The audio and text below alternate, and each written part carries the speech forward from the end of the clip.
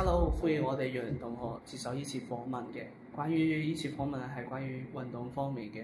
楊同學，你中意咩運動項目啊？而家我平時中意打球啊，或者跑下步健下身咯。係。我最中意打球咯。譬如話咧，打籃球，係咪？係。哦。譬如我啊，我都係中意打籃球多啲嘅，因為打籃球有時候會俾我帶來一啲快樂嘅因素，裏邊可以識到好多 friend 啦，可以有更多了解團隊一啲協調嘅方面嘅嘢嘅。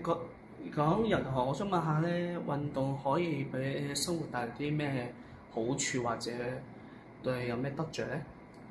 首先我覺得運動係可以強健我哋嘅身體啦，然後有時唔開心嘅時候，我哋都可以通過我自己認為啊，打球係即係我平時唔開心，佢可以幫我放鬆一下嘅。係放鬆一下嘅，我都係有時候打球時候咧，的而且確會俾人放鬆嘅感覺，之後咧都可以同時提升自己對呢個生活快樂嘅地方嘅。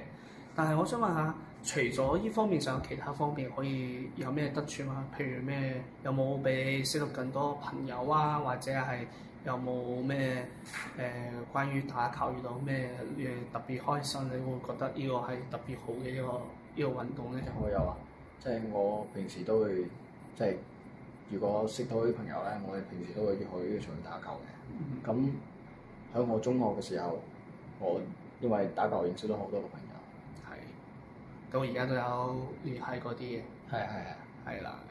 咁你覺得你會唔會一直保持運動，或者一直去打籃球啊？打到老咗之後都會打，或者一直保持呢個運動咧？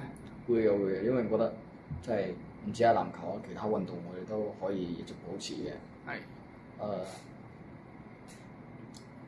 因為運動其實對於我哋嚟講係一來可以減肥啦，二來就係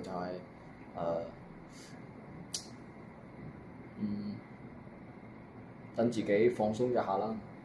係，放鬆一下嘅。好，我哋多謝楊同學參加呢次訪問嘅。好，多謝。拜拜。